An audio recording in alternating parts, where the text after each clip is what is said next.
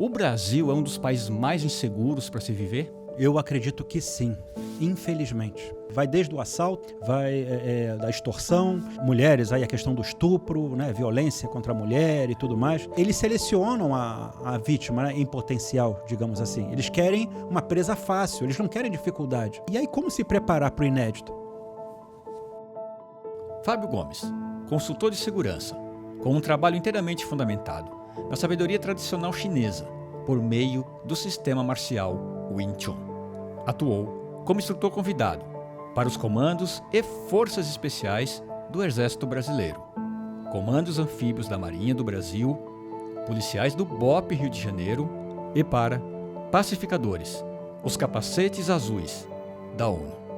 Hoje falamos sobre a insegurança crescente e o impacto psicológico de viver sob medo constante, a diferença entre reagir e avaliar, e por que o verdadeiro preparo começa muito antes do perigo aparecer, e estratégias práticas de prevenção, atenção e leitura de cenário para evitar situações de risco. Quer deixar a pessoa em pânico naturalmente, para ela não reagir. Vem um elemento surpresa, vem a ação de choque, aqui é com violência, então gera aquela confusão mental. A minha guarda emocional fica baixa, não existe receita de bolo. A vida é dinâmica, a gente sabe disso. Sim. Tudo muda o tempo todo. Sim. Ainda mais em situações complexas como essa de violência. A tendência é tudo ficar desfavorável para mim. A dúvida, reagir ou não reagir?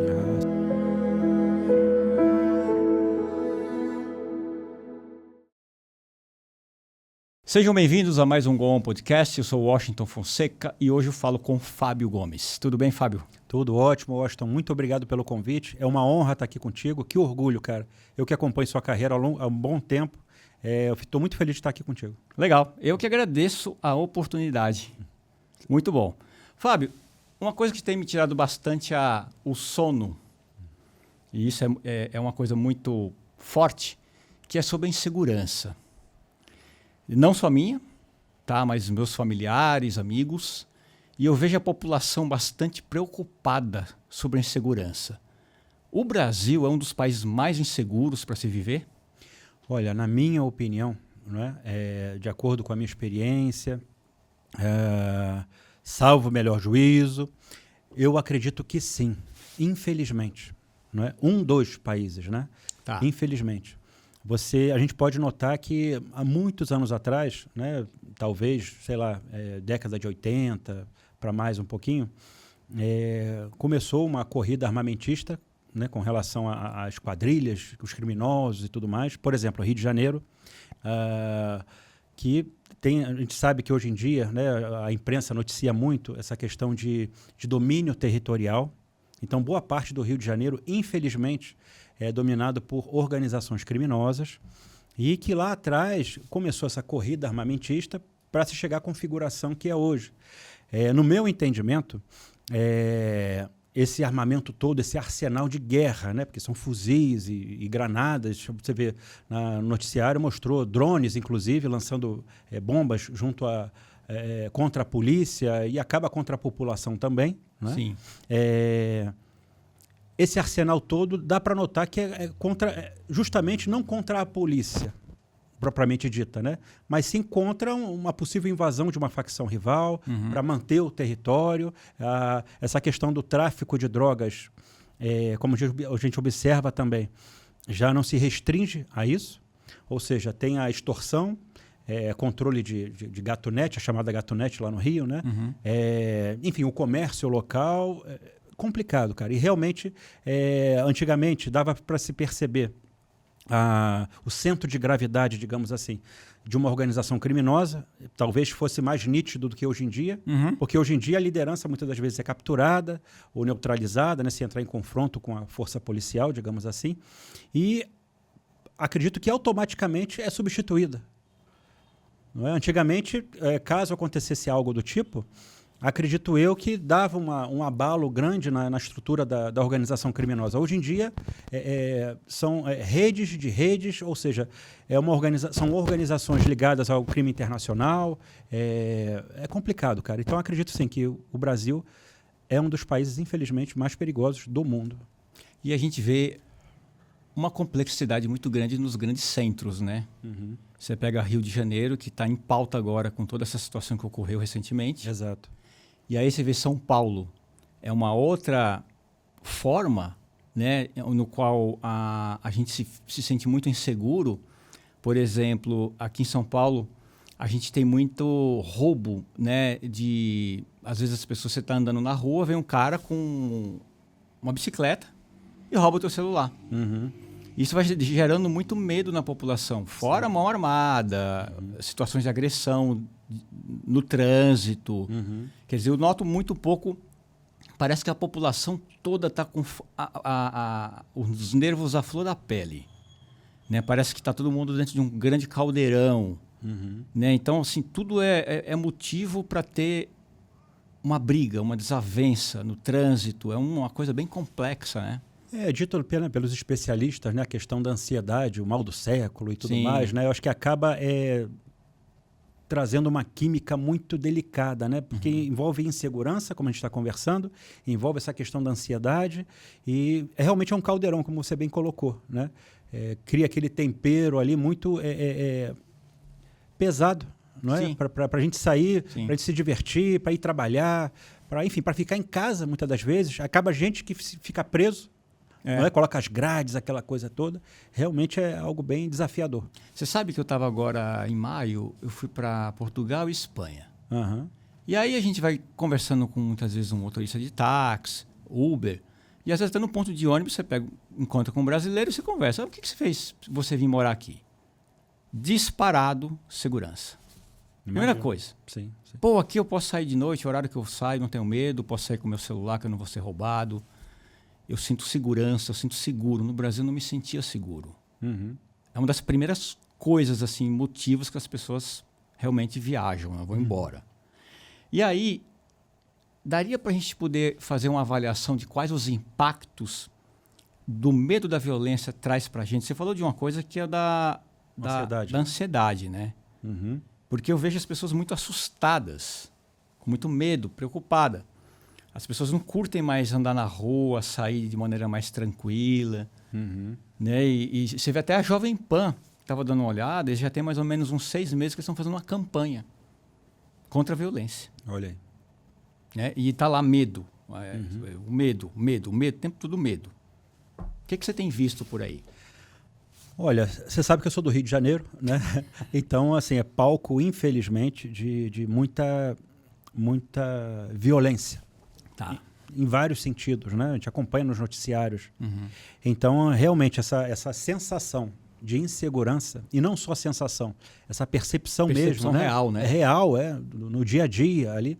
É complicado, porque você vê, vai desde o assalto, como você bem colocou, vai da extorsão, muitas das vezes mulheres, aí a questão do estupro, né? Violência contra a mulher e tudo mais.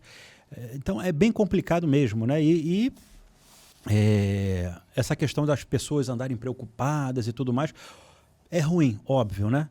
Mas, por outro lado, se nós soubermos utilizar essa preocupação como algo a nosso favor, porque é aquela velha história, né? O assalto, nada é por acaso. Então, por que, de repente, eu fui escolhido para ser assaltado? Né? O que, de repente... Eu acredito nisso, né? De repente eu estou contribuindo, digamos assim, olhando de uma forma bem ampla, né? E madura para esse tipo de situação. Sim. O que de repente, sei lá, minha conduta, será que eu estou falando ao celular, caminhando na rua e dando mole, digamos assim, para ser assaltado, ser abordado, ser o escolhido? Então essas questões eu acho fundamental nós refletirmos. Sim. Porque eles selecionam a vítima, né, em potencial, digamos assim. Eles querem uma presa fácil, eles não querem dificuldade. Porque eles estão correndo risco também, a gente sabe. Então, quanto mais se a gente tiver mais consciência, né, sobre essas questões e soubermos nos proteger mentalmente, a nossa conduta no dia a dia, eu acho que a gente pode evitar muita coisa ruim. Sim. E a preocupação, eu acho que é válida nesse sentido, para nos manter alertas quanto a essas questões. Agora, daria para a gente poder falar que o aspecto emocional e o físico dá para limitar só nessas duas questões ou dá para ampliar mais essa visão? Olha, eu acredito que dê para ampliar, porque assim, não tem como a gente dividir, Tá. não é? Separar em seções, digamos assim, né? Sim. Somos um ser que a gente interage com outros seres e tem as situações do cotidiano, as emoções, como você colocou, elas, eu entendo que que a emoção é a ponte, digamos assim, entre a situação que a gente está vivenciando e o que a gente conhece, digamos assim, falando em defesa pessoal, em segurança pessoal, ou segurança de outrem. Então a emoção acaba sendo a ponte entre a situação vivenciada e o conhecimento técnico, enfim, o conhecimento que a gente tem para lidar com essas questões.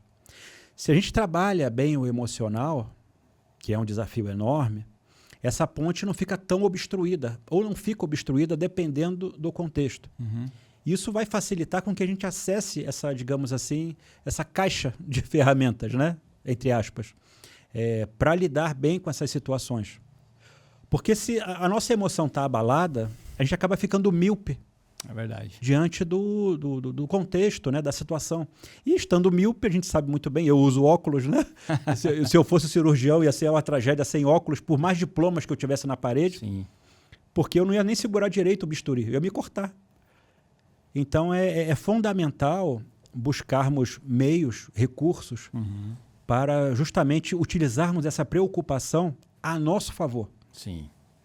Porque não dá para a gente viver no mundo da lua, achar que o mundo é cor-de-rosa, que não é. No Rio de Janeiro, por exemplo, acredito eu, que se colocar um raio, né, de 1 quilômetro, independente de onde estejamos na capital, se bobear tem um fuzil, um criminoso armado com um fuzil, uma arma de guerra. Então é muito delicado isso. É assustador. Nossa, bloqueia o trânsito, olha isso. Eu fui uma vez sequestrado, 8 da manhã, a rua lotada, cheia. Complicado demais, cara. É muito complicado. E dentro desse panorama, você acha que a nossa sociedade está preparada para situações de alta complexidade? Não. Na minha visão, na minha análise, não. Tá. Infelizmente, não. Ou melhor, a grande maioria, não.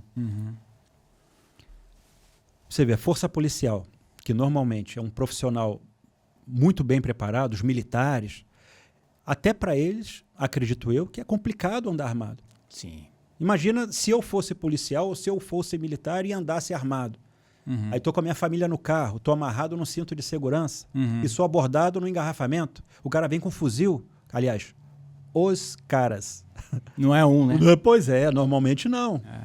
Então, assim, já estou em desvantagem. E aqui também, né? Aqui em São Paulo também, por exemplo, se você vem... Eu vou contar uma história rápida aqui, que isso é história verídica. Um primo do meu pai, lá em Guarulhos, estava numa padaria. Ele e um amigo. Chega um assaltante e vai roubar a padaria. O que ele faz? Reagiu. Começou a lutar com o assaltante. O amigo viu o que ele fez? Foi lá ajudar. Veio um amigo dele e atirou nos dois. Olha aí. Não é fácil. E aí eu tenho uma pergunta em função disso. Opa. De quem que é a vantagem? Do agressor ou da vítima?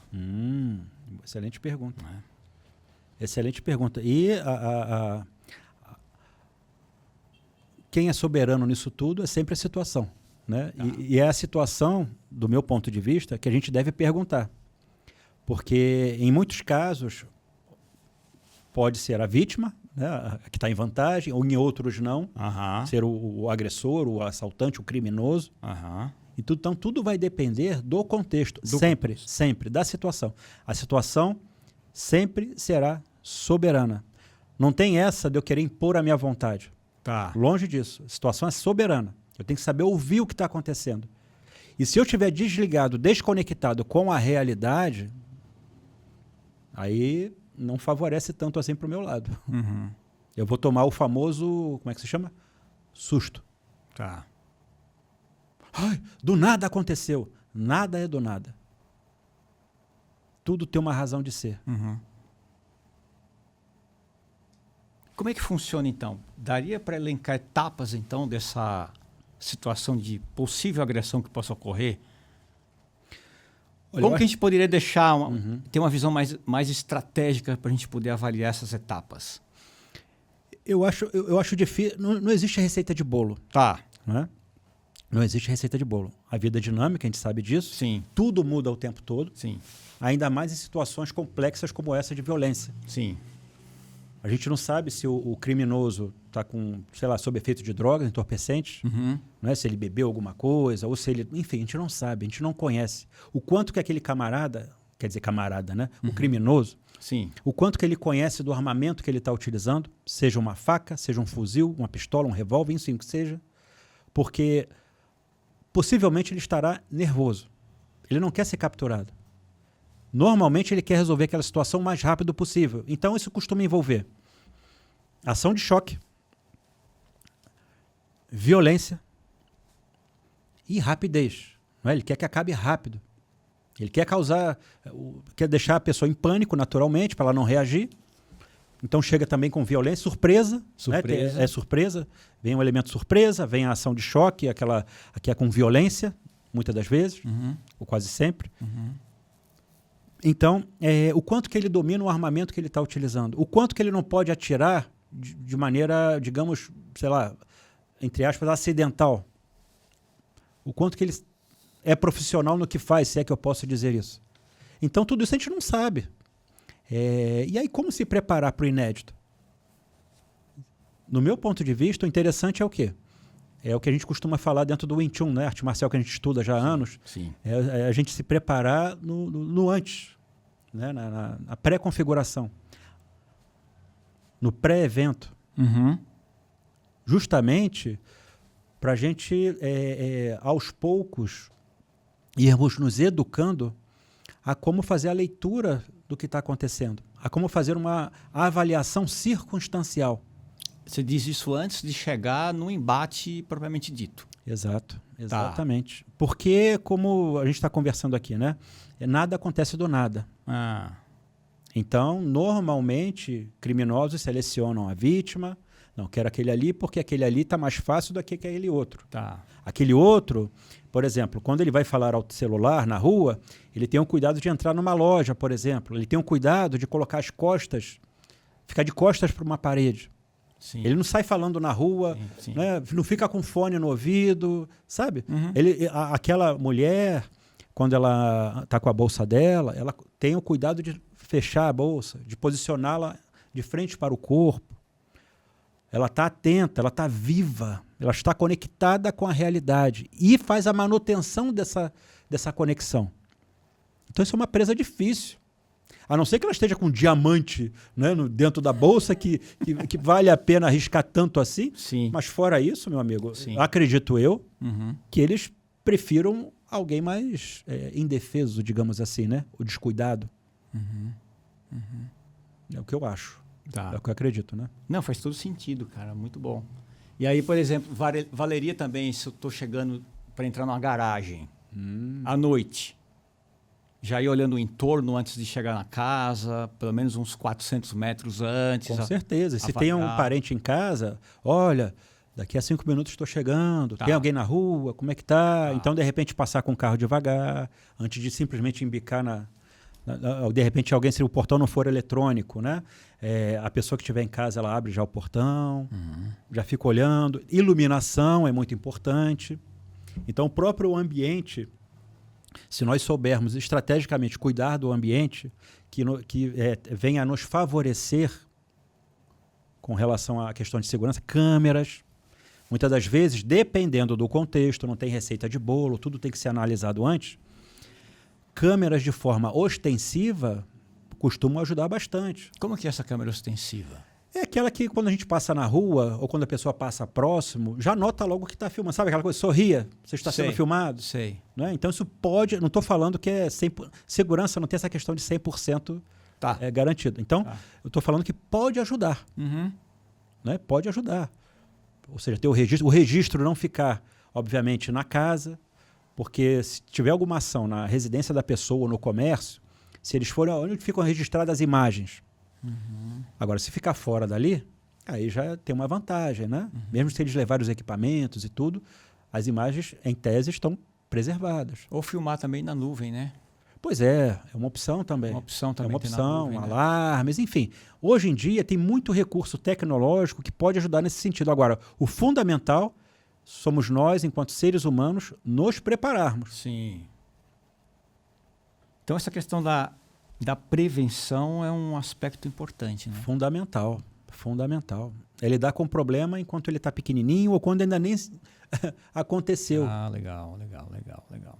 E aí, por exemplo, se aconteceu uma situação que você foi pego de surpresa. Estava lá olhando o celular, não vi Certo. a figura chegar próximo e ele anunciou lá o assalto. Ó, vou roubar você aqui. Aí diria que passa da prevenção. Certo. Entra para um estado extremamente crítico. Sim. E aí? Pois é, você está falando de crise, né? Então, a crise, dentro do que a gente estuda, né, que é o Wing Chun, que é fundamentado no pensamento estratégico clássico chinês, a gente sabe que crise, para os chineses, pode significar também uma oportunidade. Tá. Só que fica difícil achar oportunidade, porque muitas pessoas acreditam que a crise ela começa quando o prédio está caindo, quando está tudo em chamas, né?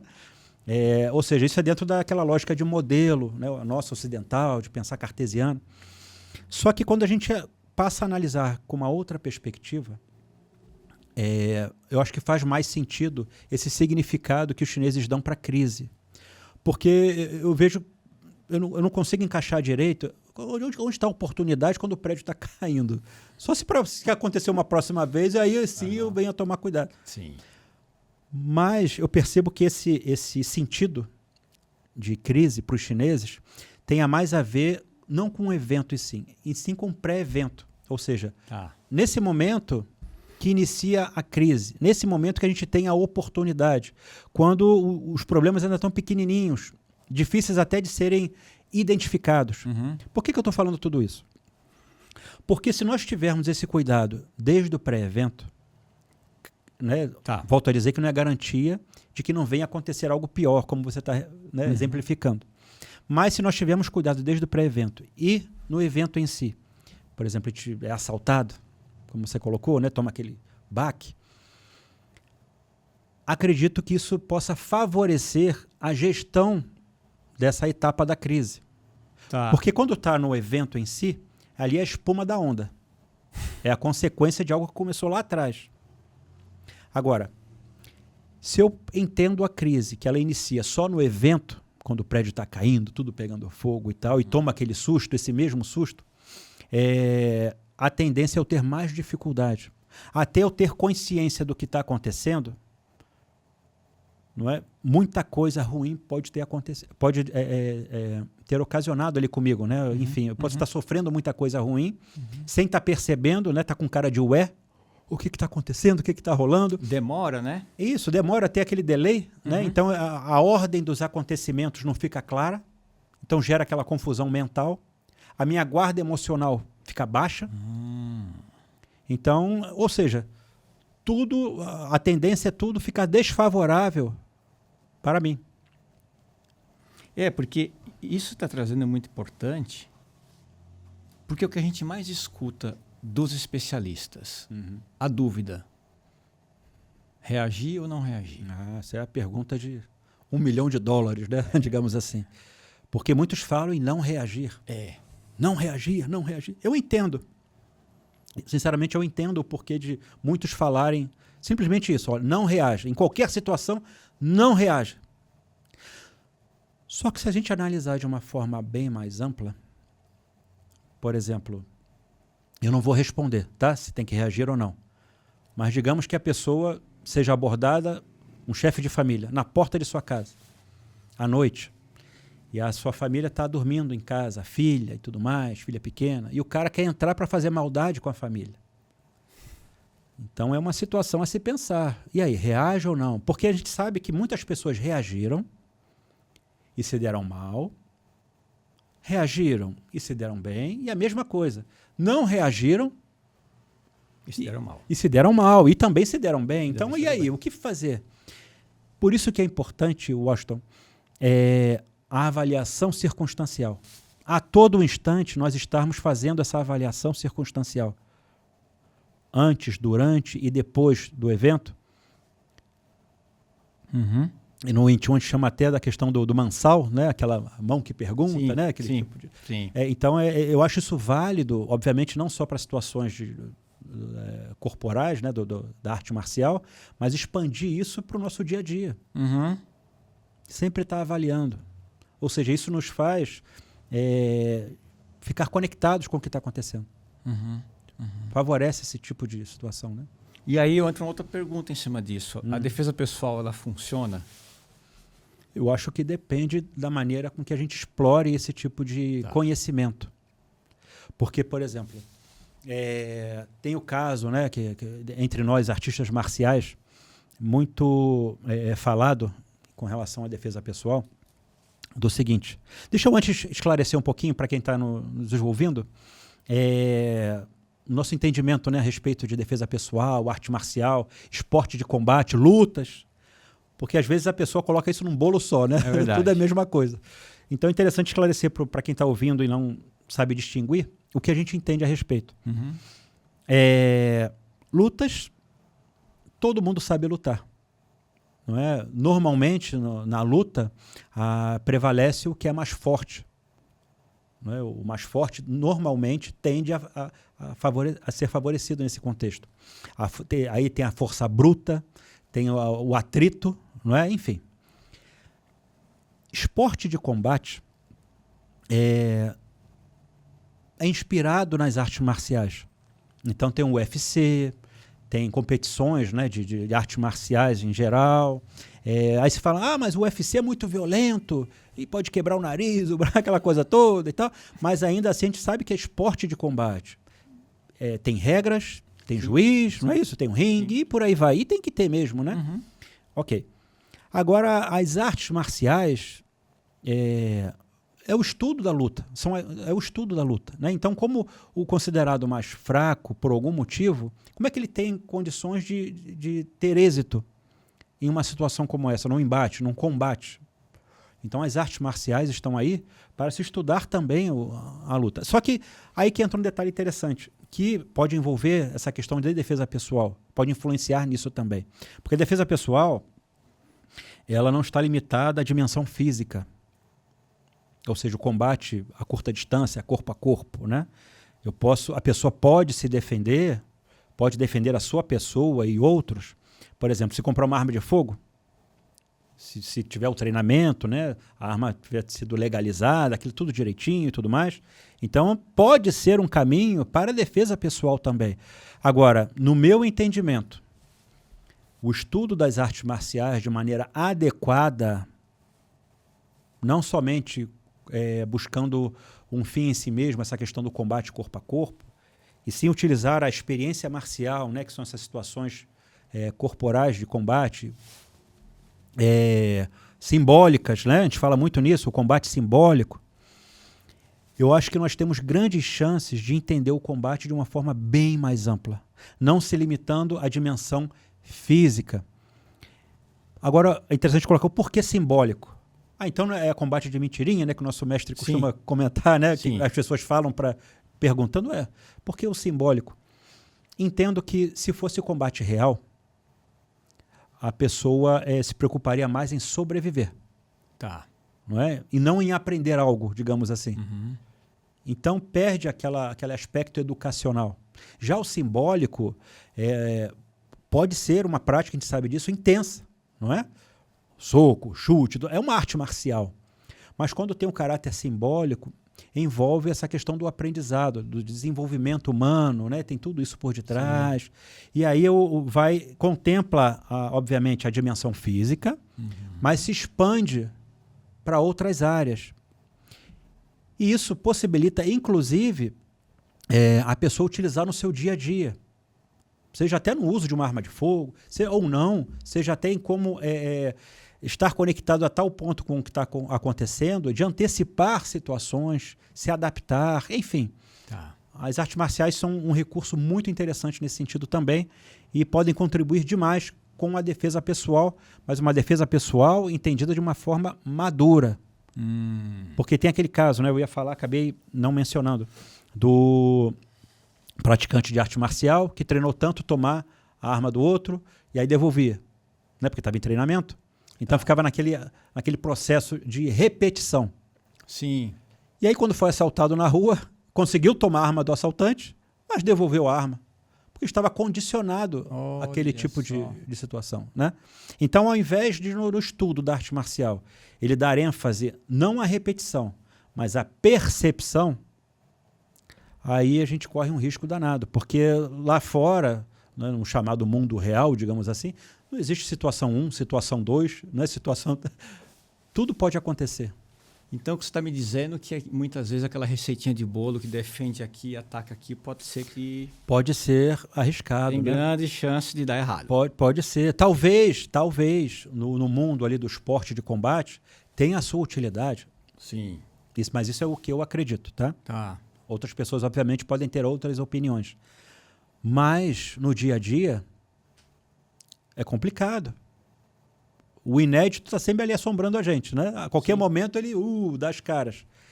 Então, como é que eu posso ficar restrito à situação 1, 2, 3 e chega lá fora, aí a pessoa vem com aquele discurso, na teoria é uma coisa, na prática é outra, né? Depois de um soco, qualquer planejamento vai pro ralo, mas é por causa disso. É por causa disso. É interessante, porque a gente começou falando lá atrás sobre um ponto da questão da competência física e emocional.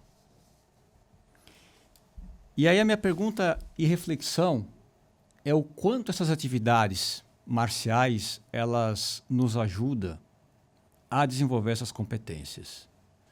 Porque se a gente parar para pensar, se for uma receita de bolo mecânica que eu aplico, desprovido de uma situação real, que vai trazer uma intensidade emocional muito alta, muito aguda, que pode ser que naquele momento eu tenha uma visão de túnel e não consigo mais nem raciocinar direito.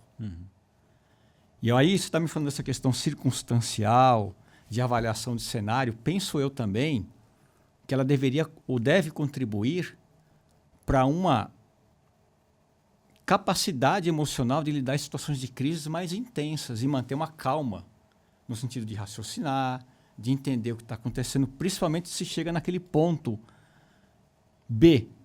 Vamos entender aqui que o ponto A seria o pré-evento. Ok. Aquela situação que vem antes do embate. Ok. E o plano e o ponto B seria o confronto em si. Perfeito. Que é muitas vezes aonde o filho chora e a mãe não vê, né?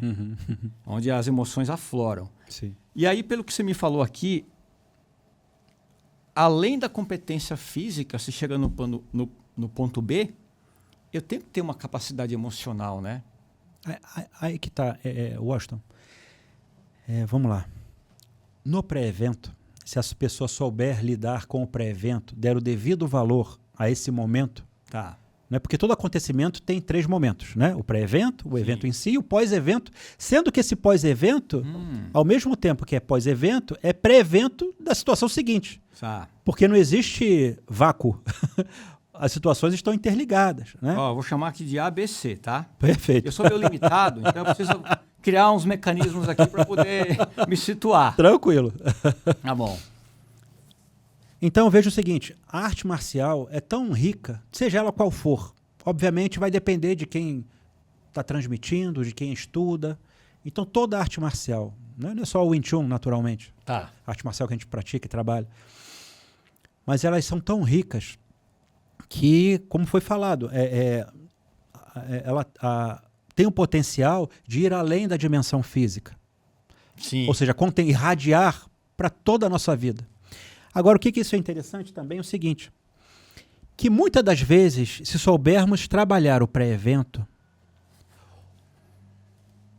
as vias de fato podem ser evitadas. A gente pode, digamos assim, ter êxito. É aquela que o Bruce Lee, né, nosso tio Kung Fu, que praticou o Wing Chun também, falava da arte de lutar sem lutar. É sabermos lidar de tal forma com uma tendência de uma potencial situação de risco que talvez venha a acontecer lá na frente, a gente lida de tal forma, com tamanha habilidade, que a gente consegue muitas das vezes mudar o curso da coisa, a tal ponto desse embate, digamos assim, não ocorrer. Tá. Só que aí me perguntam muitas das vezes o seguinte, você, para quem às vezes eu realizo algum tipo de trabalho com o Wing Chun, você vai ensinar a gente a bater? Eu costumo responder, a bater não, mas a como não apanhar. Tá. Tem diferença. Tem muita, porque às vezes a técnica de perna é fundamental, você sai correndo, né? Isso é uma estratégia também. É isso mesmo. Não é? Saber a hora certa de... Saber a hora certa. A fuga. Exatamente, exatamente. Ou seja, tudo se resume, digamos assim, a essa questão de estarmos conectados com o que está acontecendo. Né? Termos consciência, estarmos vivos a todo instante. É um desafio enorme, ainda mais nesse mundo aí que o WhatsApp, e-mail, né, telefone, aquela coisa toda, mas é o caminho. Legal. Ou um dos caminhos, né? Legal. E aí, me fala um pouquinho do pós-evento, que seria o A, o B e o C. Certo. Tá? Esse C seria eu ter a capacidade de lidar com as consequências do que ocorreu nas duas primeiras etapas? É isso mesmo. Envolve isso também. Tá. Né? Então, por exemplo, se eu não estou, como a gente está falando aqui, conectado com o que está acontecendo, esse pós-evento vai chegar. A conta vem. A conta vem, porque o relógio não para. O tempo é implacável. Então, por isso que é interessante termos consciência do que a gente está fazendo. Tá. Porque senão chega no C, no pós-evento, eu ponho a mão na consciência. Quer ver uma coisa? Uma situação de crise. Tá? Então, passou essa situação, vem a pós-crise. E aí a pessoa coloca a mão na cabeça, nossa, eu podia ter falado isso, eu podia ter feito aquilo e tudo mais. E isso sem consultar ninguém. Ele toma consciência do que poderia ter feito antes, não é? Se tivesse consciência e tal. Agora, se ele sabia disso tudo, por que ele não fez lá atrás? Então, volto a dizer, a importância do emocional, de entendermos o emocional como uma ponte que une o que a gente conhece, tecnicamente, digamos assim, e a situação que a gente está vivenciando. Quando essa ponte não está desobstruída de forma adequada, corre-se o risco de acontecer isso. No pós-evento, a gente botar a mão na consciência, nossa, eu podia ter feito, está atrasado. Ou às vezes, ela pode também, estou pensando aqui, Tá.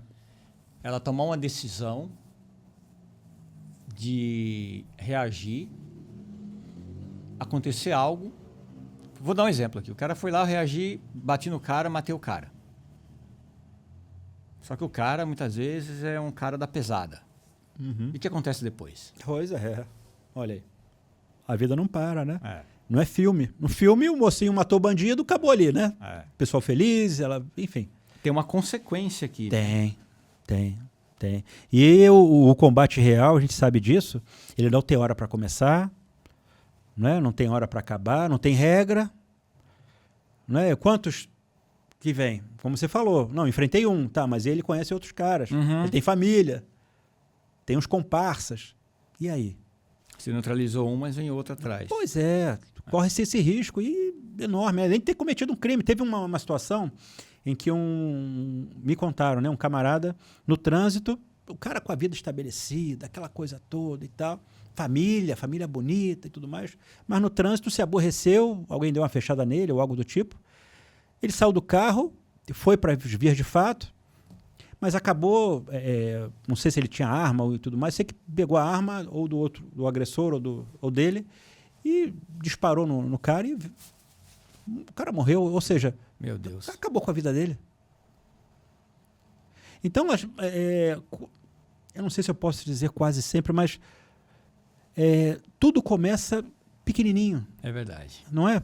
E às vezes uma fechada no trânsito, algo que, poxa, se a gente soubesse o mal que isso pode causar lá na frente no pós-evento, se a gente pegar aquilo, levar muito a sério, e eu xingo o outro não está num bom dia, e sai, enfim. Eu acho que a gente ficaria estimulado a trabalhar mais as nossas emoções. Eu não acredito em controle emocional, e sim na gestão do emocional. Interessante. Não é porque eu posso estar irritado, pé da vida, aquela coisa toda, ou com medo, muito medo, mas só que ainda assim, de repente a situação pede uma conduta minha. Então, apesar do medo ou apesar da raiva e tudo mais, a arte marcial, se bem estudada, pode contribuir nessa gestão do emocional. Então, apesar de eu estar com medo ou com muita raiva e tal, como é que eu vou lidar com essa situação? Interessante, você falou uma coisa legal do controle. Se a gente tivesse tanto controle, não precisava, nem irritado ficaria, né? Não é? Nem medo teria. Exatamente, poxa. Mas somos seres humanos. Somos seres humanos. E você me trouxe uma coisa legal aqui, de um acontecimento também com um conhecido. Você falou essa questão de muitas vezes que o contexto com a situação pode pedir um embate. Muitas vezes o trabalho aqui do ar não foi muito bem feito, do pré-evento, não houve uma antecipação. Okay. O que aconteceu? Um amigo meu estava com a esposa e o filho numa lanchonete. Certo. Isso aconteceu agora, tem umas 4 semanas. E tinha 8 jovens lá, amigos, comendo, sentados na mesa. E de repente entra um cara, parece que era um morador de rua, pegou um cara e começou a enforcar. O cara ficou paralisado. Não se mexia. Os amigos dele, em torno de 8 pessoas, continuaram comendo e olhando. E não faziam nada. Teve que esse conhecido meu levantou e empurrou o cara. Aí, o que aconteceu? Depois o cara falou, muito obrigado, quero agradecer. Eu falei assim, cara, vocês estão aqui 8 amigos aqui, você ficou paralisado diante da situação. Curioso, né? Curioso. O cara com ímpeto e o cara que foi agredido não teve o ímpeto de parar. Aí a minha pergunta é, por que a gente está caminhando para esse rumo? Olha, Washington, eu não vou nem em situações extremas assim. Muitas das vezes a gente está numa condução, né, num ônibus, no metrô, e estamos sentados, ou melhor, a pessoa ali está sentada, sim, e chega uma mulher grávida, ou uma pessoa idosa e tudo mais, a pessoa... Opa, obrigado. A pessoa não se toca. A pessoa, sei lá por que razão, cada um deve ter a sua, mas não levanta. Sim. Não tem consciência do que está rolando ali. Sim. Caramba, a mulher está grávida. A pessoa é idosa. Mas eu estou cansado. Meu amigo, o mundo não gira no seu umbigo, em torno do seu umbigo, né? Então, desde situações bem menos, digamos assim, trágicas, como você relatou, como essas trágicas assim, o ser humano, muitos, agem dessa maneira. Agora, em situações de crise, por exemplo, um incêndio, né? Ou essa situação que você relatou. Sim. Muitos ficam paralisados, é a reação que a pessoa muitas das vezes tem. Fica paralisado, em choque. Outros têm aquela reação de sair correndo, sim, né? Se jogar, aquela coisa toda. E outros de lidar com a situação, enfrentá-la com as ferramentas que ela tem. Então vai muito de cada um, do momento de cada pessoa, né? É muito relativo isso. Isso mostra a importância de nós estudarmos a como fazer essa avaliação circunstancial. Não é porque, por exemplo, talvez o seu amigo tenha ido até esse agressor e no momento que tocou nele, no corpo dele, já ali ia checando se ele está armado ou tudo mais. Não, né? ele é profissional da área. Então possivelmente, né? Não foi, digamos assim, de forma impensada, né? Não. Ele foi, sabia o que estava fazendo. Caso pensado, exatamente. Então é um diferencial muito grande. E o que ele ficou mais chocado foi com a falta de iniciativa, de ímpeto, de alguém vir com agressividade tão forte e a galera travar. Exato. Travou. Todo mundo paralisou ali e enfim. E aí ele deu um esporro na galera. Falou assim, meu... Sim. Mas é aquilo, o cara tá voando, não tá conectado, ele não tá vivo, pô. E aí acontece algo do tipo, fica aquela coisa, cara de ué. Né? E aí o couro comendo. Exato. Bom, daria pra gente ter, dentro dessa visão estratégica, dessa avaliação circunstancial, a gente poderia fazer analisar alguns contextos. Por exemplo, o que você poderia ver, que você orienta alguém de uma segurança melhor para a família. Vamos tentar criar um contexto aqui. Por exemplo, você está lá, um pai de família que está com a sua esposa, seus filhos no carro. Ok. Qual seria a melhor conduta estratégica dentro desse contexto que você vê? Então, E se tiver algum outro também, por favor, nos traga aqui, Ok. porque você lida com isso o tempo todo, faz orientações de segurança. Certo.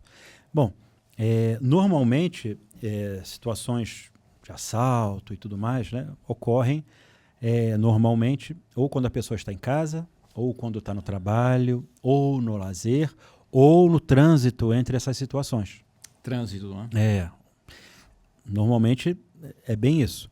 Agora, como você falou, né, está no carro, está amarrado no banco, com cinto de segurança e tudo mais. Se a partir dali eu quiser começar a pensar em algo, tende a ser mais desafiador. Tá. Então, mais uma vez, é interessante, antes, para onde a gente vai? Que horas que a gente vai sair de casa? Não é? Como é que está o tempo? Como é que não está? As condições do carro. Será que eu checo? Olha só. Será que eu checo o óleo do carro? Será que o pneu está em bom estado? Será que o carro está abastecido o suficiente para eu chegar no objetivo? Né? Onde a gente quer chegar? Por que eu estou falando tudo isso, Washington? Porque tudo conta. Tem gente que tem grana e compra carro blindado. Verdade. E achando que é a prova de bala. Só que não existe nada à prova de bala. Ele é resistente. Ele dá mais tempo para o usuário. Só que o usuário, obviamente, tem que ter um treinamento para saber usar essa ferramenta, né, super importante. Legal. Então, todos esses detalhes têm que ser pensados antes, até na orientação da sua família. Olha, se acontecer algo, para que lado do carro eu saio? Espero os pais abrirem, os responsáveis abrirem a porta para tirar a criança pequena? Ou como é que vai ser isso? A criança pequena vai para o banco da frente, se o carro for parado? Enfim, tudo isso tem que ser pensado. E o modelo do carro interfere também, muitas das vezes, na estratégia. Olha. Se for um carro muito grande, enfim, se for uma van, se for um carro pequeno, uma moto, tudo interfere. O quanto de distância que eu ando do carro da frente. Então, normalmente, é uma distância tal em que eu possa enxergar a estrada. E não coladinho com o carro da frente. Porque coladinho, camarada pode parar, eu paro colado, e eu dependo dele para sair dali. Eu vou ter que dar ré, muitas das vezes, não é? É um tempo que perde aí. Então, tudo é antecipação. Não é adivinhação, antecipação. Sim, sim. Então, tem que estar ligado o tempo todo. Inclusive antes. Se eu for para uma balada, digamos assim, não sei nem como é que hoje em dia se fala, né? Balada. Balada Acho mesmo. que é aí, né? Então, para onde que eu vou? Que show que é? Aonde que é? E lá, aonde eu vou ficar? Num camarote? Ou então, não é no camarote, mas onde? Quais são as rotas de fuga? O cara tem que ficar paranoico? Não, não é questão disso. É questão da gente também estar relaxado nesse momento, curtir, mas ao mesmo tempo estar ligado. Uma atenção plena, né? Atenção plena, exatamente. Uma atenção plena. Muito se fala sobre isso, né? Mas é justamente essa a questão. Eu bebo álcool, tá? Será que vale a pena? Porque é um limite também, né? Pois é, Washington, pois é. Aí vai baixar a guarda totalmente? Eu tô com quem acompanhado ali? Com a minha família. Vale a pena? Aí entra aquela questão. Você morreria por alguém? Normalmente a pessoa diz que sim, né? Não, eu morreria por alguém que eu amo. Por alguém que eu amo, eu entro na frente de uma bala, né? Alguém disparou, né? E tal. Agora, aí vem uma pergunta mais difícil. Você viveria por alguém que você ama? Porque se envolve muita coisa, muito mais coisa. Envolve o preparo, o cuidado com si mesmo, envolve muitas outras questões. Ou seja, a ideia de viver por quem a gente ama é o quanto eu posso cuidar de mim mesmo e da minha família a tal ponto que eu possa viver mais tempo com quem eu amo, né? Com certeza. Com certeza. Porque, por pior que possa parecer, o morrer por quem a gente ama acaba sendo, em comparação, talvez até mais fácil do que viver por quem a gente ama. Muito bom.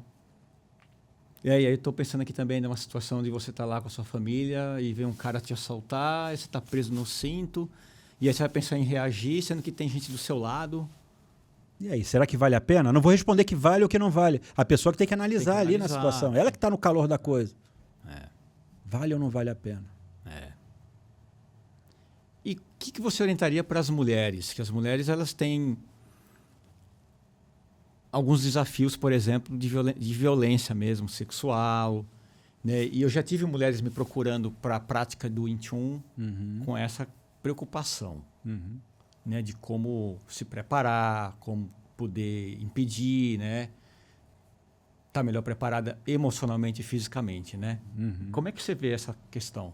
Então, assim como os homens, né? Por exemplo, a guarda emocional desenvolvida, refinada, aprimorada através da prática adequada das artes marciais é fundamental.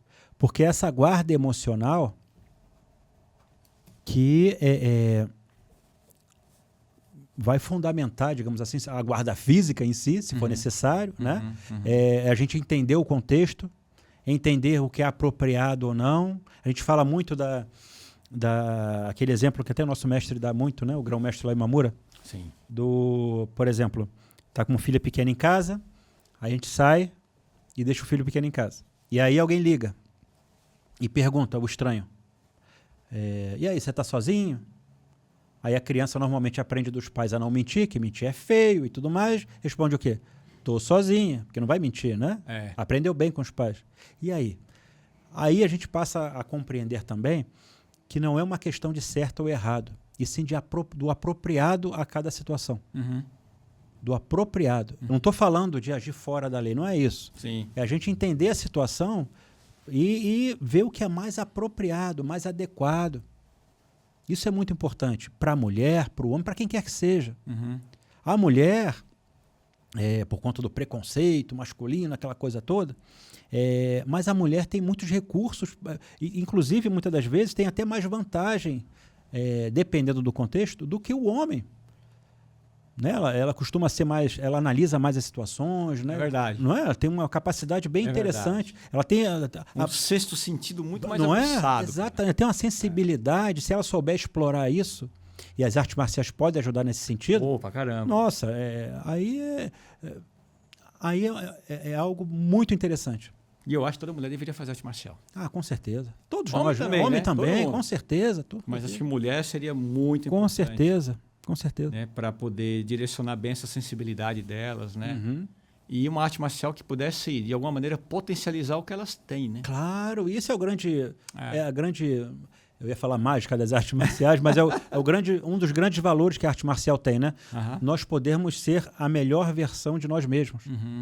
Eu não preciso pegar alguém como modelo e querer ser igual aquela... Aí acaba sendo uma caricatura do outro, né? Eu posso até pegar alguém como referência para me desenvolver quanto pessoa e tudo mais. E se você pega uma mulher bem treinada, se ela tiver uma reação, obviamente, adequada, com antecipação, com avaliação de cenário, né, ela surpreende muito bem o agressor, viu? Com certeza, porque muitas das vezes, pelo preconceito do camarada, muitas das vezes... Assim vai ser presa fácil, né? Exato, a expectativa dele é uma e pode ser outra. Agora, se a mulher que estuda artes marciais de maneira adequada e aí trabalha o pré-evento, muito provavelmente a sensação, né, a percepção do potencial agressor tende muitas das vezes até a mudar. Porque vai analisar, opa, essa aí não é presa fácil.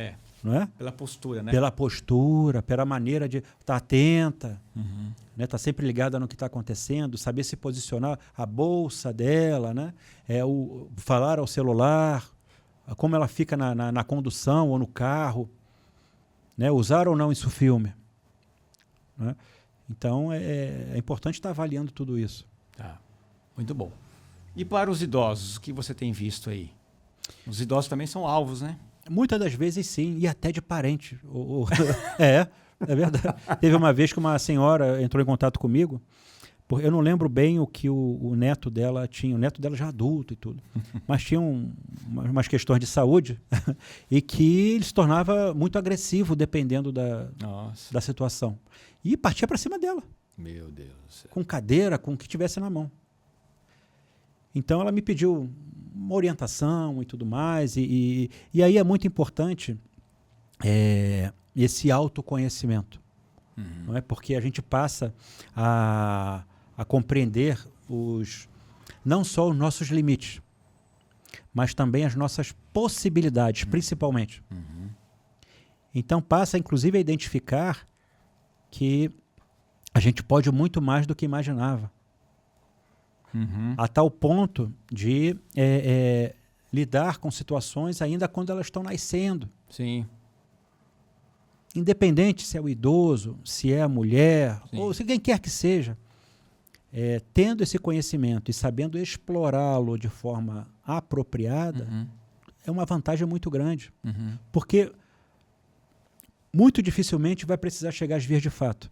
E caso tenha que lidar com essas questões, né? Ou seja, tem que ir para as vias de fato, digamos assim, a possibilidade de estar em melhores condições, caso tenha que chegar a esse... são muito grandes. As possibilidades são muito grandes. É verdade. Porque muito dificilmente vai ser pega de surpresa.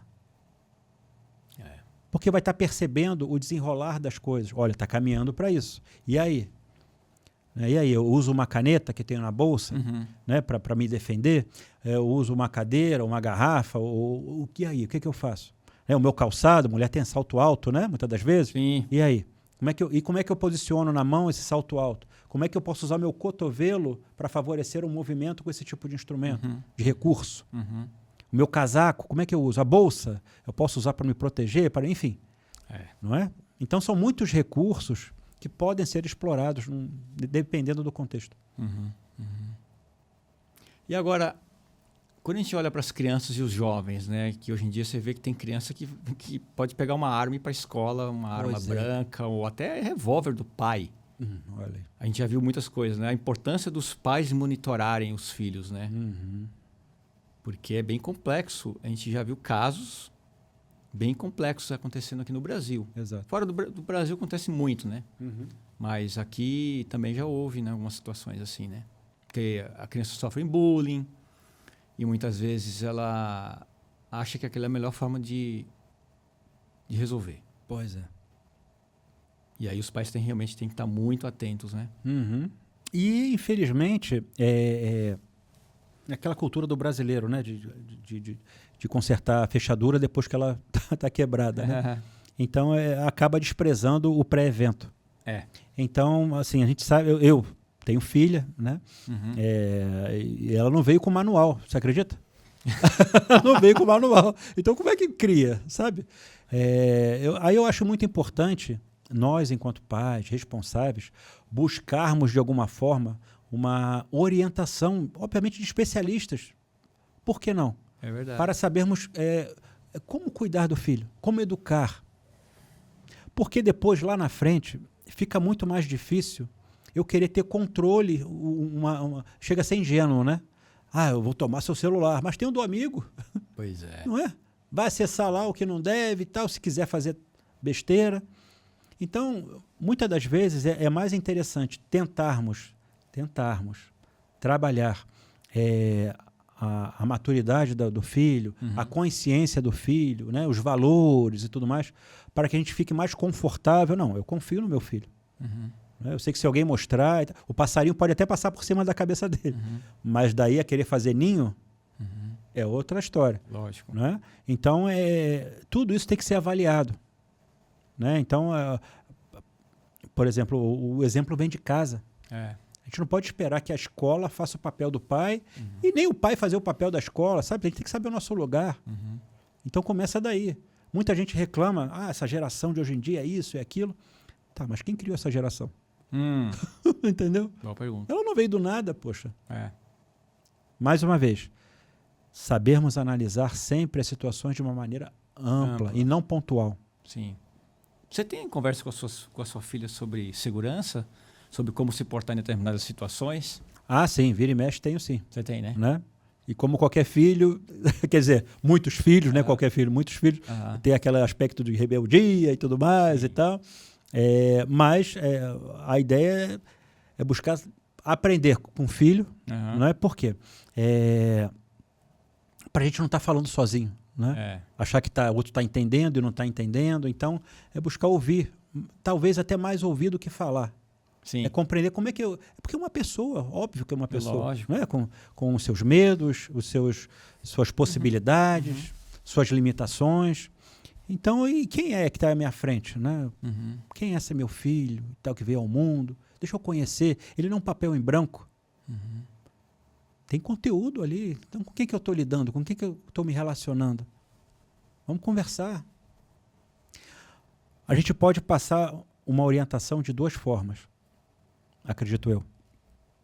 Pela imposição ou pela tomada de consciência. Né? Então, pela imposição, se a gente tentar essa via, muitas das vezes, quando a gente dá as costas, a tendência é a pessoa, né, fazer o que ela quer. Agora, pela tomada de consciência, que muitas das vezes é um caminho mais difícil, mais longo, mas, acredito eu, a tendência é ter mais sustentabilidade. Uhum. A ponto de a gente virar as costas e a pessoa agir de maneira adequada, digamos assim. Até porque é difícil, né, orientar de um jeito que ela mesma consiga também fazer a avaliação do cenário que, como você me falou, ele é inédito o tempo todo, né? O tempo todo. O tempo todo o inédito está presente. O tempo todo. Então é bem desafiador. Muito bom. E você falou uma questão aqui dentro do carro, já deu essa questão do trânsito, dentro de ônibus, alguma orientação que você gostaria de dar, transporte público assim em geral? Então, é sempre estar atento, né? Com o que está acontecendo ao redor. Quem é que está do meu lado? Né? Ah, chegou uma pessoa agora. Tá, mas como é que ela é? Uhum. Né? Será que é interessante eu mudar de lugar? Será que é interessante eu saltar no ponto e pegar outro ônibus? Muitas das vezes sim, a gente não sabe. Sim. Tem um livro, eu esqueci o nome do autor, mas é de um policial americano, em que o nome do livro, se eu não me engano, é Virtudes do Medo. Então, eu achei bem interessante porque ele narra ali diversas situações que ocorreram, né, na vida real. Então, pessoas que foram assaltadas e tudo mais, agredidas. E elas, talvez em sua grande maioria, se não todas, elas, poxa, bem que eu estava com um pensamento que poderia acontecer tal coisa, bem que eu tinha observado fulano ou beltrano, um comportamento estranho, só que muitas das vezes a gente não acaba não dando atenção a esses sinais, né? É verdade. E aí a gente é pego de surpresa, literalmente de calça arriada. Mas aí você está me falando isso, me veio aqui um lance aqui. Essa intuição ela pode ser refinada com essa arte marcial, né? Sim, muito. Se bem trabalhado. Porque é uma coisa muito instintiva. Como a gente vive muito na cidade, onde eu pergunto até para o ChatGPT o que eu vou fazer. Exato. Ou seja, eu vou delegando decisões, eu vou delegando situações, eu vou delegando coisas. Quando a gente vai para a arte marcial, a gente trabalha muito o lado do instinto. Olha, eu vou fazer isso, eu vou fazer aquilo. Aí se você fez e deu errado, você aprende e muda. Mas a gente vai trabalhando esse lado mais instintivo, né? Que morar na cidade, a gente vai ficando meio... Mas eu acho que essa questão do instinto, eu acho que tem como ser aprimorado também. Tá. Não é porque muitas das vezes, antes de praticar arte marcial, eu tenho um determinado tipo de instinto, digamos assim, medo daquilo, medo do... Enfim. Dá ouvido a isso, né? Não é? Exato. E aquilo passa a contribuir muito para a minha percepção da realidade. Agora, com o estudo de práticas como as artes marciais, por exemplo, a tendência é eu aprimorar essa minha percepção, digamos assim. Sim. Né? Os meus instintos também serem trabalhados de alguma forma, a ponto de justamente eu ter uma visão mais madura do que está rolando, né? Do que eu estou inserido. Né? Por exemplo, trabalho, questão de segurança no trabalho. Eu vou trabalhar, ok. Mas em que área que eu vou trabalhar? O que está envolvido esse trabalho? Com quem que eu vou trabalhar? Para quem essa empresa presta serviço? Para quem eu estou trabalhando? Geralmente eu pergunto, a pessoa fala, não, é para a empresa tal, para a empresa não sei o quê. Não, ela está trabalhando para ela mesma. Através de uma empresa que deu oportunidade a ela, e muitas das vezes, através dessa empresa, prestando serviço para uma outra, se for uma empresa de terceirização de serviço. Essa questão, essa perspectiva de saber que ela trabalha para ela mesma é muito importante, porque ela passa a ter uma noção de, caramba, o quanto que eu represento. Eu trabalho para minha família, para mim mesmo. Então, e aí? Eu sou responsável pela minha carreira. se eu sou responsável pela minha carreira, as questões de segurança, mesmo em ambiente de trabalho, devem ser valorizadas também. Porque eu não sou, eu tenho que ser, tenho que assumir o papel principal da minha vida. Não posso ser um coadjuvante, né? Não. Usar muito do bom senso, obviamente, e tal, saber ouvir, né? Saber quando agir, quando não agir. Então, todas essas questões estão envolvidas. Estou no trabalho. Entrar em sites proibidos, digamos assim. Sim. Né? Será que é interessante? Será que não pode trazer vírus para a minha máquina? E a partir daí começar uma série de problemas? Eu receber e-mails e links que são inadequados? Estou colocando em risco a minha vida? Enfim. Tudo isso tem que ser analisado com muito cuidado, muito critério. Você falou uma coisa bem legal aqui, cara, e me veio uma coisa aqui, né? A gente sabe que o Estado deveria, de alguma maneira, nos ajudar na questão da nossa segurança. Mas a gente sabe que não alcança. Uhum. E aí, você falou essa questão que é muito interessante, né? Me deu um insight aqui que realmente a gente não deve terceirizar a nossa segurança. A gente tem que realmente ser responsável por ela, né? Com essa atenção plena, em se desenvolver, em ter competência. E eu até falo o seguinte, Washington, muitas das vezes é adequado terceirizar sim, mas aí que está, em que momento? Não é? Porque, por exemplo, se a minha casa estiver sendo invadida, Tá. não é? Tem que fazer, se eu puder, polícia 190, não é? Aí sim. Não é? Aí sim. Então tudo depende. É. Tudo depende.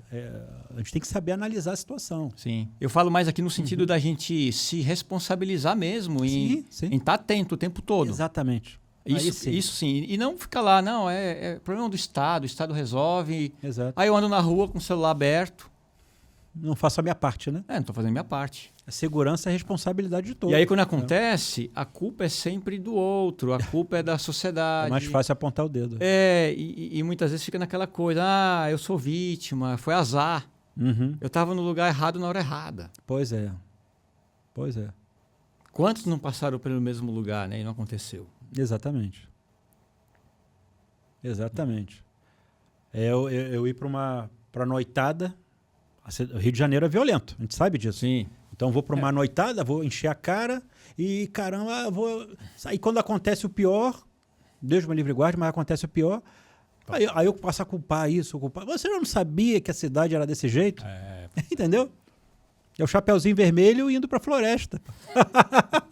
Vai encontrar o lobo mau. Vai. As chances de encontrar o lobo mau são grandes. Pô. Vai. Eles estão ali à espreita. Vai. Eles querem uma Chapeuzinho Vermelho. Putz. Ué. É da natureza dos caras. Os caras estão procurando a vítima certa. Pois né? pô. Eles trabalham com isso, cara. São treinados, né? Infelizmente. Treinados ou não treinados, eles vivem disso. Uhum. Então espera. E se a gente favorecer, só ajuda eles, né? Infelizmente. Fábio, como que foi o lance do sequestro que você passou? Olha, Washington, vou ser bem sincero. Faz alguns anos já, não é? E era por volta de 8 da manhã. O Rio de Janeiro, como certamente você sabe, ele tem talvez mais de 1.000 e tantas comunidades. E muitos desses locais, acredito que a maioria, é dominada por organizações criminosas, não é? Então é difícil, eu estou dizendo tudo isso porque, pelo menos para mim, é difícil se deslocar pelo Rio de Janeiro e, dependendo de onde a gente saia para onde a gente vá, Sim. a gente não passe por locais que a gente possa correr algum tipo de risco, não é? Seja de fecharem o trânsito, para ter arrastão, enfim, uma infinidade de coisas que a gente sabe que pode acontecer. Então eu estava passando por um desses locais e, como eu disse, por volta de 8 e pouca da manhã, a estrada estava bem cheia, o pessoal indo para o trabalho, muitos voltando do trabalho, né, os que trabalham à noite, enfim, muito movimentado. E foi justamente no momento, e eu lembro que esse período no Rio de Janeiro estava muito em moda essa questão de roubarem carros. E, enfim, quando eu parei no sinal, eu dei mole. Nesse momento, quer dizer, eu fui mexer no rádio, né, trocar de estação ou algo do tipo. Só que assim que eu levantei, o sinal abriu e quando eu ia arrancar com o carro, 3 veículos fecharam o trânsito. Nossa. Isso. E aí a minha reação no momento foi, por conta de contatos telefônicos, né? Colocar meu telefone no meu colo, porque eu imaginei na hora, olha, como está em moda levar em carro e tudo mais, e o modelo do meu carro é 4 portas na época, né? Talvez fosse interessante para eles cometerem algum tipo de outro crime e tudo mais.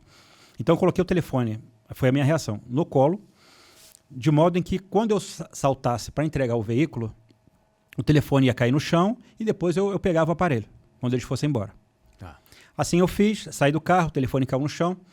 Quando eu me distanciei um pouco, mostrando minhas mãos, né, de forma bem lenta, tentando ser de forma clara para que eles não se assustassem, digamos assim, e sei lá, me alvejassem, né, efetuassem um disparo na minha direção por tomarem um susto ou acharem que eu ia tentar reagir ou algo do tipo. Um deles agarrou na minha camisa e perguntou, você está indo para onde? E aí o outro assumiu a direção do veículo, do meu carro. Esse que pegou na minha camisa me colocou no banco de trás e seguimos viagem. Os outros, obviamente, foram escoltando. Eles, aquela tensão danada. Eu apavorado, óbvio, né? Não sabia o que ia acontecer comigo, porque que me pegaram e a arma apontando para mim o tempo todo. Isso, arma, que tipo de arma que era? Era uma pistola. Tá. O que estava atrás, uma pistola. Agora, dos outros veículos que estavam bem colados com a gente, eu já não consegui identificar. O da frente, o motorista, fez aquele papel do malzinho, né? Então, me perguntando se eu era isso, policial, se eu era aquilo e tudo mais e tal. O que estava comigo, me apontando a pistola a todo instante, tentando me tranquilizar. Então, era o bonzinho e o malzinho, né? Tá. Isso ficou bem claro na minha cabeça na hora. Você conseguindo raciocinar e ler o cenário ali. Olha, cara, apesar do pavor, né? Porque a situação como essa é complicada demais. Só quem passou sabe como é. Você fica à mercê dos caras. Mas, por alguma razão, eu, de certa forma, essa questão do malzinho, do bonzinho, eu consegui identificar. Tinha um brinquedo na época da minha filha no banco de trás. E eu falando, olha, eu tenho filha, por favor, não me mate e tal. Tudo mais. Foi a minha reação. Tá. O da frente, apesar de estar fazendo o papel do malvado ali, digamos assim, ele... você tem filho? Eu também tenho. Olha. Então, eu lembrei até de um livro, eu não lembro o nome do livro, que eu li a respeito de sequestros. E, normalmente, não vou dizer sempre, né? Eu não sou especialista em sequestro e tudo mais, mas, normalmente, quando eles humanizam o tratamento com a vítima, a tendência... Ou seja, não é 100% de chance. A tendência, a probabilidade é que a gente tenha um pouco, a gente enquanto vítima, nós enquanto vítimas, tenhamos um pouco mais de, vamos assim dizer, de êxito ou de sucesso, chances de sair vivo dali. Não sei. Foi o que passou pela minha cabeça. Tipo assim, estão humanizando o tratamento, não estão me tratando como coisa. Sim. Então, acredito que eu possa me sair bem daqui de alguma maneira que eu não sei qual. Mas foi o que passou de forma bem rápida na minha cabeça. E o de trás falou, não, aí foi o que o de trás falou, olha, fica tranquilo que a gente vai te liberar ali na frente, estamos te levando por questões de segurança. Ou seja, acredito que se fossem abordados por policiais ou algo do tipo, seriam refém e tudo mais. Só que na cabeça de quem passa por isso, acredito que assim como eu, a gente não tem noção de tempo, né? Fica difícil. Mas felizmente foi algo bem relâmpago, né? Me deixaram mais à frente, só que dura uma eternidade, né? E essa foi a minha experiência com essa situação. Olha, interessante você falar isso, porque o que me vem aqui, quando você falou, né, de humanizar, de manter o contato, você conseguiu mesmo na crise criar conexão, né? Porque é uma tendência da crise, né, Fábio? É a gente romper. Exato. A gente rompe emocionalmente e a gente não tem nem noção do que está rolando do outro lado e nem do outro. Exatamente. A gente acaba ficando meio cego, né? Isso, fica míope, né? A gente se desconecta com o que está acontecendo mesmo, né? Mas, olha, foi um momento muito difícil. Não podia deixar de ser, né? Sim. Mas como você disse, né? Ainda assim, por alguma razão, eu consegui ter o mínimo de conexão, digamos, né? Não fui de forma plena, né? Mas o mínimo de conexão a ponto de graças a Deus, eu estar aqui para contar que bom. a história. E é um exemplo bom para a gente, né? Da gente tentar sempre tentar. Eu sei que é difícil, quando a gente está aqui falando, é fácil, né? A gente dar conselhos, né? Mas a importância da gente emocionalmente ter o mínimo de condições de avaliar o cenário, né? É aquela história, né? Assim, a gente buscar não pecar pela inocência. Aonde que eu moro? O que talvez possa acontecer? Porque eu fico surpreso que muitas pessoas se surpreendem, mesmo muitas que moram no Rio de Janeiro, não vou dizer todas, quando são assaltadas e, sei lá, estão na praia e ocorre algum tipo de delito por lá, e a pessoa fica num determinado espanto, como se aquilo ali não acontecesse com outra pessoa. Como se aquilo ali, aquele tipo de situação, não fosse noticiado pelos veículos de imprensa. Ou seja, parece que a pessoa está no mundo cor-de-rosa, apesar de viver no Rio de Janeiro, por exemplo, como em outras metrópoles, né? Sim, sim. Então, é como você disse, é importante que a gente tenha consciência de nós mesmos, de onde a gente está, para justamente buscar se preparar. Buscar se desenvolver enquanto ser humano, né? Como eu me relaciono com o meio onde eu estou. O que você acha que é mais difícil de lidar? E aí uma pergunta bem complicada, assim, quando a gente fala de agressão, né? Eu vejo avaliando aqui 3 tipos de agressões. Você tem a agressão física, que não envolve nenhum elemento externo, né? Que é bem complicado, quando alguém vai lá dar soco, chute. Você tem o de arma branca, que é a faca. Isso, as lâminas, né? As lâminas, pode ser qualquer tipo de elemento cortante, sei lá, um estilete, uma faca perfurante. E nós temos as armas de fogo, né? E tem arma longa, arma curta, né? Arma longa, curta, né? É difícil a gente ter uma leitura de cenário para cada contexto, né? Exatamente. É bem complexo a gente se preparar, falar assim, puta, como é que eu vou lidar? Como é que eu vou antecipar determinadas ações? Como é que eu vou estar lendo o cenário para poder lidar com cada uma delas? Porque já vi tanta barbaridade do cara querer desarmar o outro com a mão livre. Né? Você acabou de dar um exemplo, né, no momento aqui do podcast, daquele condicionamento que o cara volta a arma e o cara voltou a arma numa situação real, o cara se deu mal. Exatamente. E eu vejo também barbaridades de faca. O cara lá com a faca assim, e a pessoa vai lá e faz aquele movimento todo para poder tirar, né? O cara lá congelado. Você acha que o agressor não vai golpear assim, né? Exato. E nem naquela sátira do Jim Carrey, né? Que você fala assim, golpeia assim. Geralmente não é assim. Não é assim. Exato. Ali é uma sátira muito interessante, né? Até uma crítica ao estereótipo do artista marcial ingênuo, né? Exato. A gente sabe, né? No Wing Chun, o último domínio lida com as questões de lâminas, né? Então a gente sabe que a pessoa que normalmente é profissional no assunto e precisa utilizar desse recurso, geralmente o outro não vê a lâmina, ele sente. Né? Ele sente a lâmina. Então é delicado esse tipo de assunto, né? Lidar com faca, lidar com arma de fogo. Cada um é uma estratégia diferente, né? As facas geralmente mais próximas são mais perigosas quando você está corpo a corpo. E a arma de fogo é média distância e longa distância. Aquilo que a gente conversou aqui também no podcast, né? Tudo vai depender da situação. Então, por exemplo, vamos lá, jogar para uma situação hipotética. Isso. Que arma seria melhor? Uma granada ou uma faca para lutar com alguém? Depende. Se o combate for numa cabine telefônica, talvez, se eu não quiser me suicidar, a faca seja mais interessante. Então, assim, tudo vai depender da leitura do cenário, da circunstância. Sim, sim. E o quanto mais nós soubermos lidar no pré-evento, a tendência é termos êxito. Porque o problema está pequenininho, por enquanto. Está tendendo para um lado. Então, a ideia é buscar mudar ali a direção dessa situação o quanto antes, né? Legal. Voltando para a questão do BOPE, como que foi o treinamento lá? Você poderia revelar? O que você pode revelar para nós aqui? Se tem coisas mais secretas que não pode falar. Como é que foi lá? Porque a gente vê que o BOP é uma tropa muito especializada, né? Em combate real no nível extremo, real mesmo, como você deu exemplo lá atrás, né? Exatamente. Então eu fico me perguntando, por que eles foram buscar o teu trabalho e o que eles viram de valor? Porque vocês ficaram um bom tempo lá desenvolvendo um trabalho com eles, né? Foi o seguinte, tivemos o primeiro contato com o BOP, foi após aquela situação trágica do ônibus 174, né, daquele sequestro e tudo mais. Sei. O BOP sempre foi uma tropa de elite, como a gente sabe, e super renomada.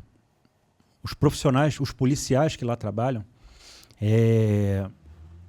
na minha opinião, são verdadeiros heróis e que, no seu dia a dia, na grande maioria das vezes, se não sempre, exerce até o papel, muitas das vezes, de militares como se fosse das Forças Armadas. Olha.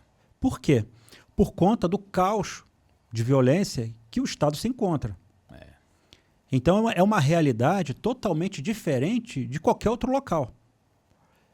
Inclusive, internacionalmente falando. Quando se fala que, naquela operação policial morreram tantos, aquela coisa toda e tal. Se enxergar, né, dentro de uma visão de operação policial, fica realmente, né, estranho. Tanta gente assim, vítima, aquela coisa toda. Só que, como eu falei, dentro do meu ponto de vista, aquilo não é mais, infelizmente, uma operação policial, com características de operação policial. Eu acho que se assemelha mais a situações de guerra mesmo.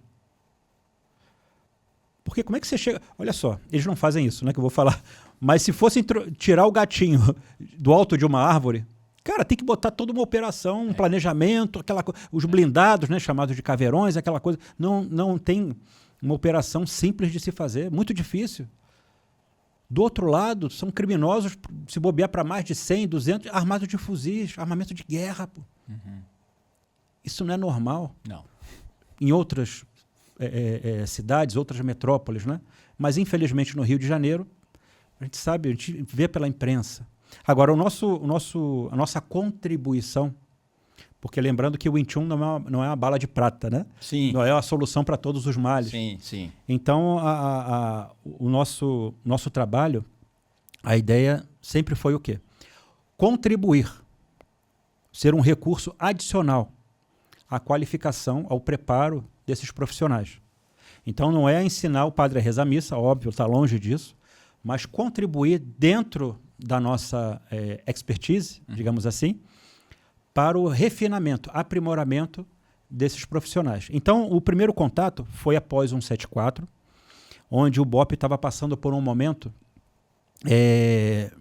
pelo menos foi o que eu entendi, de aprimorar ainda mais o que eles já tinham de especialização. Dando ênfase também nessa questão de resgate de refém, aquela coisa toda. A imprensa estava muito em cima, né, e com razão. Então, foi dentro desse contexto que a gente pôde contribuir com o Wing Chun. Esse foi o primeiro contato. Tá. Né? Lembrando que, em paralelo ao BOP, a gente sempre manteve um contato com os comandos e forças especiais do Exército Brasileiro. Foi onde a gente começou e até os dias de hoje a gente tem contato com eles e sempre que nós somos convidados, né? A gente vai até lá para contribuir, não é?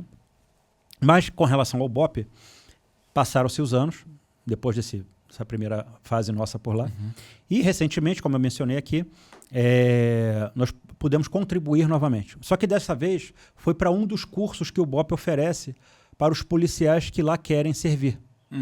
Então, tem um policial, só para contextualizar, né, para quem não está familiarizado com esse tipo de assunto, o BOP é a tropa de elite, é uma das tropas de elite da Polícia Militar.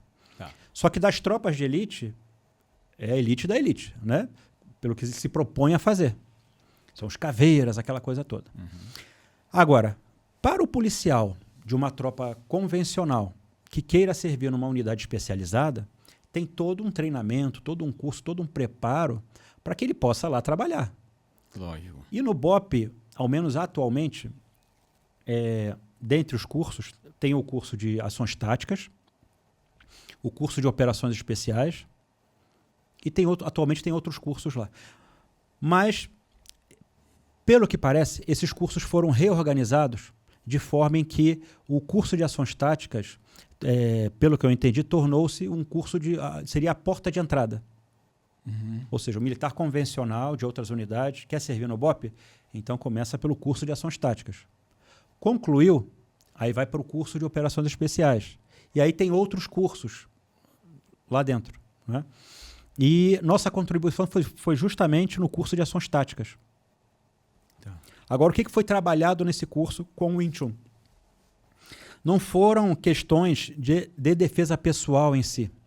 O combate corpo a corpo, né? Como se defender, de ataque de faca, de bastão, aquela coisa de agarre. Sei. Mas nós buscamos trabalhar, e quando falo buscamos, né? Porque eu fui auxiliado pelo mestre Tiago Pereira, como eu mencionei, pelo nosso amigo, grande amigo, que é veterano do 1º Batalhão de Forças Especiais, o Comandos Marcelo Alves, o Daniel Eustáquio, que é aluno do mestre Tiago Pereira, nos auxiliou muito, não no dia, porque ele não pôde ir, infelizmente, mas no pré-evento, no preparo para estarmos lá. Mas, enfim, a nossa proposta e o que trabalhamos com eles é o que a gente chama de Noilek, no dialeto cantonês. O que é Noilek? Que seria justamente nós, resumidamente falando, é utilizar a força do adversário ou da circunstância, o potencial que a circunstância oferece, a nosso favor.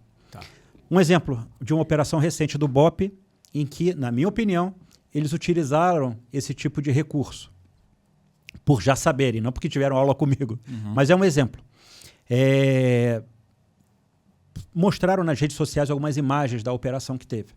Então, pelo que eu entendi, eles estavam em confronto e precisavam retirar, deslocar um policial ferido do BOPE para um local mais seguro e onde ele pudesse ser cuidado, tratado, inclusive por médicos e tudo mais.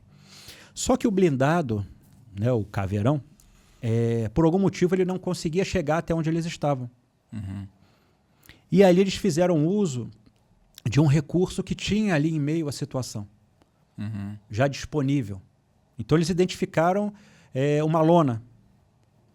E aí com a lona puderam estar dando suporte, socorro ao amigo ali ferido. Não é? Então eu acho que isso é um belo exemplo de como nós podemos utilizar os recursos disponíveis ali na situação. Né? Então foi justamente esse tipo de questão que nós trabalhamos. Agora o interessante é o seguinte, de que forma que a gente trabalhou? Né? Como utilizar a energia do outro, como identificar a situação e o que a gente pode extrair dela em nosso benefício. Ou seja, é como se fosse, o Washington, nós pegarmos uma pedra em formato redondo e temos que deslocar do ponto A ao ponto B. Então, com estratégia, como é que a gente pode colocar essa pedra em determinada situação de forma que ela possa descer como se estivesse descendo uma ladeira. Né? Legal. Uma estrada inclinada, onde o próprio formato da pedra acaba favorecendo o que a gente deseja. Então, seria por aí. Ou seja, identificar o potencial que a situação apresenta, obviamente estando alinhado com o efeito que a gente quer, e a partir daí, utilizar a nosso favor. Utilizar a nosso favor. Então, a ideia Fábio, então não tem força? Tem, eles usam o emprego da força, tem que usar. Só que não é uma força bruta, é uma força trabalhada. Uma força inteligente, né? Com uma inteligência por detrás. Sim. No mundo deles, não existe operação sem antes ter a inteligência.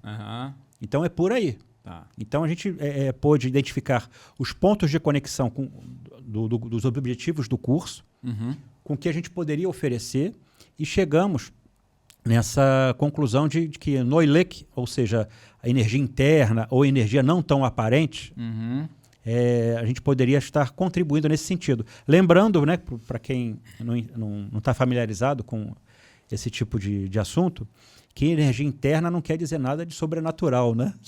Aquela energia, não, como mostra em filmes, desenhos. E sim algo que é uma energia, um recurso que não está muito aparente.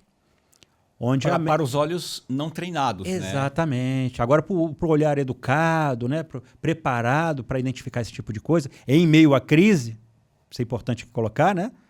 em meio à crise, identificar isso, porque em situações normais, tranquilas, pode ser que seja mais fácil. Agora, em meio ao caos, onde sua vida está em risco, e de seu companheiro, e de pessoas inocentes. Que o emocional vai para o nível 100, né? De pessoas normais, sim. Agora, né? Quem pessoas é bem diferente. Os caras são feras. Então, foi nesse contexto que a gente pode contribuir. Legal. Isso que você está me falando me lembrou agora. Muita gente assistiu aquela série Identidade Born. Sim. Que no filme 1, ele está lembrando, através dos fatos do filme, as habilidades deles vão sendo descobertas, porque ele não tem uma consciência de quem ele é.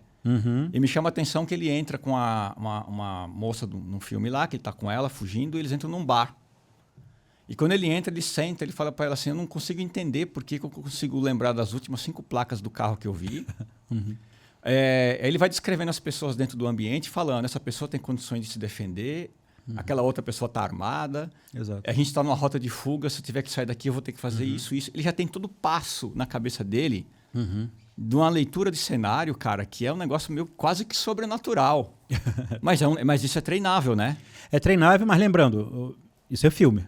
Tá. Né? Então tem a licença poética, sim, aquela coisa toda, sim, mas não foge muito da realidade. Os caras são feras mesmo. Sim. São feras mesmo. E aquela coisa, como em qualquer profissão, né, Washington? Quando você lida diariamente com aquele tema, né, com aquele assunto, com esse tipo de abordagem e tudo mais, você passa a ter mais facilidade em ter determinado tipo de conduta. Vai incorporando na conduta, vai, né? Incorporando. Vai incorporando. É que nem eu falei, eu dei um exemplo em algum momento que quando eu vou chegar em casa, pelo menos há uns 2, 3 quarteirões, eu já vou mapeando a região para ver se tem alguma situação diferente. É como a pessoa quando aprende a dirigir. Inicialmente, né, muitas das vezes tem que fazer algo de forma mecânica e esquece uma coisa, tem que fazer aquilo, passar a marcha e tal. Só que aos poucos, aquilo vai incorporando, como você disse. Né? E daqui a pouco fala, quantas vezes você passou a marcha vindo para cá? A pessoa nem sabe. Nem sabe, né? Mas chegou e chegou bem. É isso mesmo. Bom, e para finalizar, o que você deixaria aqui de conclusão assim para quem nos assiste? Então, é para os interessados na prática de artes marciais buscarem sempre profissionais qualificados. Legal. Né? Qualificados. Independente da modalidade, toda arte marcial tem o seu valor. Toda. Agora, vai muito de quem transmite. Então, é interessante conhecer. Quer colocar o filho na arte marcial, enfim, quer praticar, vai conhecer o profissional, vai ter opiniões diferentes sobre qual a conduta desse profissional no seu dia a dia. Não só no local de estudo, né? Na chamada academia, digamos assim, no local de treino, mas como é que é essa pessoa no seu dia a dia. Não estou dizendo nem de condição financeira, não. Mas como é a conduta dessa pessoa, com a sua família, com a sua esposa, ou com seu marido, se for uma mulher, né? Com seus filhos. Porque a arte marcial, se estudada de forma adequada, de forma madura, a gente sabe que isso irradia para a vida da pessoa como um todo. É verdade. Então é muito importante, e isso tem a ver com pré-evento. Ou seja, é cuidar do pré-evento, né? Então essa é a dica que eu posso dar. E para quem ainda não despertou interesse pelas artes marciais, eu acho que vale a pena. Porque muitas das vezes não é o que a pessoa está imaginando, e geralmente não é. Né? Que geralmente é coisa de violência, não sei. Não. Do jeito que a gente está falando, não tem nada a ver com isso, não. É bem diferente. Legal. Agora fala um pouco sobre o seu trabalho. Certo. Eu quero até entender um pouco quais são as dimensões do seu trabalho que alcança, né? Porque eu sei que você passou por muitas instituições governamentais, que já prestou muito serviço mesmo, né? Com orientações estratégicas. E queria que você falasse um pouco sobre o seu trabalho. Ok. Bom, eu sou mestre de Wing Chun, né? Assim como você, né? Temos o mesmo mestre, né? O grão-mestre Lai Mamura. E eu uso o Wing Chun no meu trabalho. Eu me inspiro muito nele, eu uso ele como um fundamento para todo o meu trabalho. Que trabalho é esse? Eu sou consultor de segurança e realizo treinamentos personalizados para diferentes áreas. Então, comecei em 1999, lá junto às forças especiais do Exército Brasileiro, os comandos do Exército Brasileiro. E desde então, sempre que convidado, eu faço a maior questão de contribuir com esses profissionais. Inclusive, com o passar dos anos, passamos a contribuir, inclusive, para os cursos de formação desses profissionais, ou seja, o curso de ações de comandos, o curso de forças especiais. Então, sempre que sou convidado, eu faço a maior questão de estar presente, de me fazer presente. Legal. Então, desde tropas de operações especiais, né, o BOP, passamos por lá, inclusive recentemente, até com o mestre Tiago Pereira, que me ajudou muito lá no curso de ações táticas lá do BOP do Rio de Janeiro. Foi um trabalho bem bacana. Então, contribuímos nessas áreas, área militar, policial, na área também privada, de segurança privada, shopping centers, empresas de segurança privada, na área de aviação civil. Ano passado, inclusive, até com o mestre Tiago Pereira, estivemos em Bangkok para palestrar num evento internacional sobre segurança da aviação, mais especificamente em como lidar com passageiros indisciplinados. Olha. Então, como as artes marciais podem contribuir nesse sentido, mas para além do óbvio, para além das questões do combate corpo a corpo, da defesa pessoal a nível corporal, né? Na dimensão física. Bem na dimensão ainda do pré-evento, né? Isso, exatamente, Legal, envolvendo muito isso. Então, eu acabo contribuindo em diferentes áreas. Agora, poxa, como assim? Aí que tá. A ideia, independente da área em que eu atue, não é ensinar a fazer. Ensinar padre a rezar a missa, a ideia não é essa. A ideia é contribuir com a capacitação de quem faz. E aí envolve, ou pode envolver, o aspecto cognitivo, emocional, comportamental, sempre com base no Wing Chun, ou seja, também na sabedoria chinesa, né, tradicional chinesa, e todo o trabalho é personalizado. Então, muitas das vezes, uma empresa, Fábio, um shopping, eu gostaria de desenvolver na minha equipe o trabalho de comunicação deles. Tá. Refinar. A gente prepara algo personalizado. Trabalho em equipe, liderança e por aí vai. Sim. Né? Então, a ideia é essa. Agora, não se limita a equipes de segurança. Também podem envolver outras equipes. Limpeza, brigada de incêndio, lojistas, o pessoal da administração, enfim. Legal, muito bom. É isso. E quais os contatos que você quer deixar aqui para o nosso público, caso tenha interesse em falar com você? Pode ser meu site, fabiogomes.com. Lá tem o link, né, para o meu Instagram, para o meu LinkedIn. Tá bom. Não é? Então, fico à disposição. Muito bom. Cara, muito obrigado, viu? Foi muito bom hoje a nossa conversa sobre segurança. Eu acho que vai trazer insights muito bons para as pessoas, fugindo um pouco daquelas receitas de bolo, né? Mas trazendo uma reflexão ampla, né? Exato, Pelo menos a ideia foi essa de contribuir nesse sentido, né? Porque receita de bolo tá cheia de coisas por aí pela internet, né? Exatamente. Não falta. Exato. E a pessoa tem que aprender a pensar, não pode ter preguiça. Aprender a refletir, pensar, analisar. Isso esse é o grande ponto aí. Exatamente. Muito bom. Exatamente. Muito obrigado. Eu que agradeço, Washington. Foi um prazer. Prazer todo meu. Obrigado. Pessoal, muito obrigado pela audiência e até o nosso próximo encontro. Tchau.